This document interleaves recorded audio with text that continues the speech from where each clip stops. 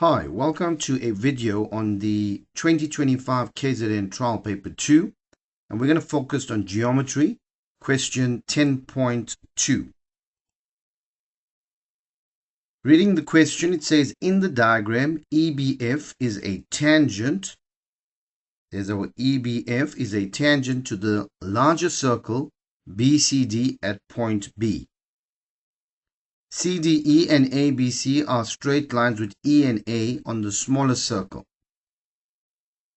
And then the question states, we need to prove that EA is equal to EB. So a key point for me on the top is to remember that EBF is a tangent. Now the question is, prove that EA, let's inspect EA and EB. Now let's assume they were equal. If EA was equal to EB, then that will make AEB an isosceles triangle, which means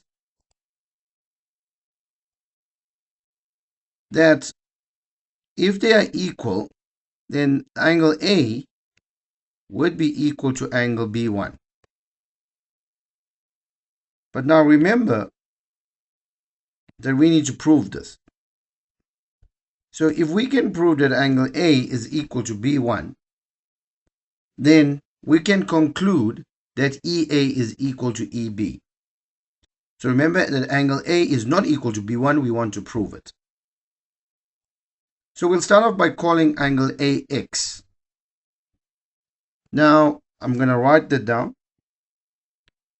So we're starting off by calling let angle A equal to X. Now if angle A is equal to X, which other angle would be X? We have D2 because of the cyclic quad. Now if you haven't seen the cyclic quad, I'm going to draw it in for you.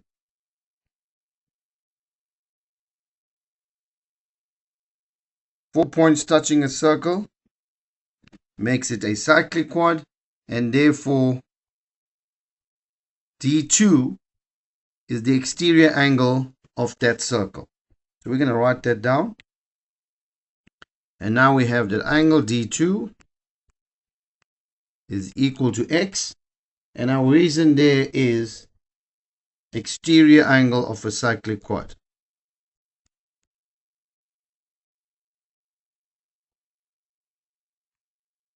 Okay, remember we want to get to B1. Now if angle D2 is equal to X, which other angle would be equal to D2? And our clue is the tangent. And we're looking at the tan chord theorem. So angle B4 would be equal to D2. So we have a tangent. The angle between the tangent and the chord is equal to the angle in the alternate segment. So there we have it. That angle B4 is equal to X. And the reason there is tan chord theorem. And from there it's quite easy. You can see vertically opposite angles. And therefore we have B1 is equal to X. We get a vertically opposite angle. And therefore we can conclude now our closing statement is therefore B1 is X, and we started with A to be X. Therefore angle A is equal to angle B1. So there's no reason for that. And therefore if A is equal to B1, AE would be equal to EB. And now my reason there would be angles opposite equal sides. And there we have the proof. Now there is a second part to this question. This was 10.21. And we read the second part of the question. It says, in the diagram, EBF is a tangent, which we've done in the previous question. And they say, prove that the lengths of ED, EA, and EC in that order form a geometric sequence. Now, for it to form a geometric sequence, and they're talking about in that order, remember that a geometric sequence has a common ratio. So for it to be a geometric sequence, if that was term 1, term 2, and term 3, then term 2, which is EA, just going to write that again, over term 1, which is ED, has to be equal to EC over EA. So that's what we want to prove now. If we can prove that the ratios are equal, then it becomes a geometric sequence. Okay, so what I'm going to do is, if I look at the sides EA, we have EA. Okay, there's our EA. We have ED. But remember, a very important point for us to remember is that we have proved in the previous question that EA is equal to EB. So if we're looking at EA, that can also be replaced with EB. So we have EB, we have ED, and we have EA. Sorry, we also have an EC. So we have EB, which is equal to EA, we have an ED, and we have an EC. So we're going to prove that, and I'm going to write this down. Remember, EA can be also EB because they are equal. So if we look at this, we have EB and we have EC on the top. So we're looking at a circle called a triangle called EBC. And then we also have a triangle called EBD. So we have EBC, EBC on the top if we go. And we also have E, B, and an A. So focusing on those two triangles, which I'm going to highlight if you didn't catch that, we're looking at triangle EDB, which we get from the bottom. EDB, we go horizontally.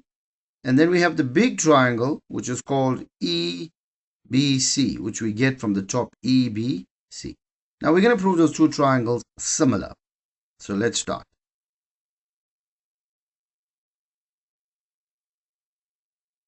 Okay, so we're looking at triangle EBC. And we have triangle EDB. So number one, you can see I put E2 is equal to E2. That's common. Then I put a dot on B2 and angle C. B2 is equal to C because of your tan chord theorem. And then the remaining angle we have is, in the small triangle you have D1. And in the big triangle you have the entire of angle B, which is called EBC. And that is some angles of a triangle. And therefore these two triangles EBC is similar to EDB. Now from there we can get ratios. So let's quickly go and try and derive the ratios. So if these two triangles are similar, we can conclude now. Let's take the first and the last. EC over EB is equal to EB over ED, which is equal to BC over DB. Now our ratios, if we look at ratios, we're interested in the first one, EC over EB. as you can see. And we're also interested in EB over ED. So remember that we need to prove the black ratios. So where does the EB? I can replace that with EA because they are equal. And we also need a reason for making the statement, and your reason here would be similar triangle.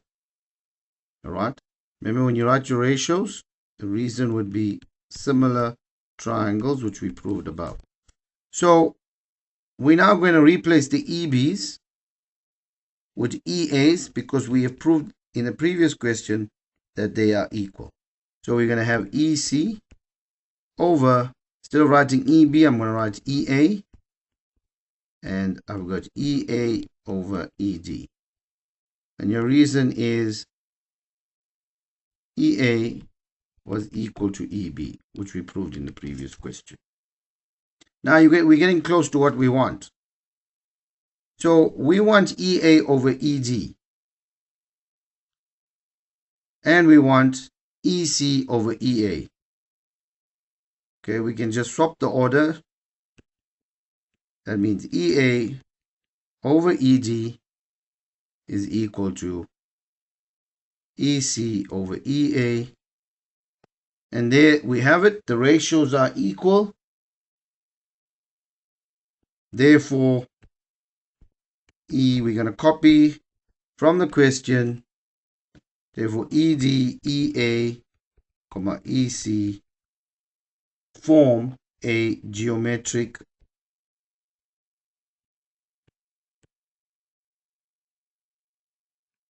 sequence. And here we have the proof for 6 marks.